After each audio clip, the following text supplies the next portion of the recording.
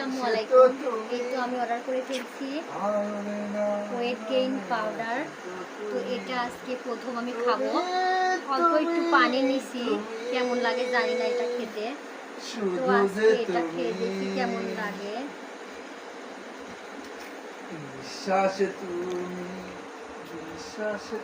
এটা নিয়াটা দেখো,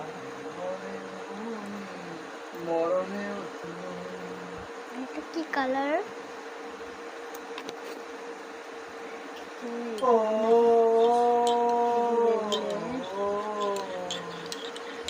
কেমন বা লাগবে আল্লাহ জানে। অনেক সুন্দর কালার।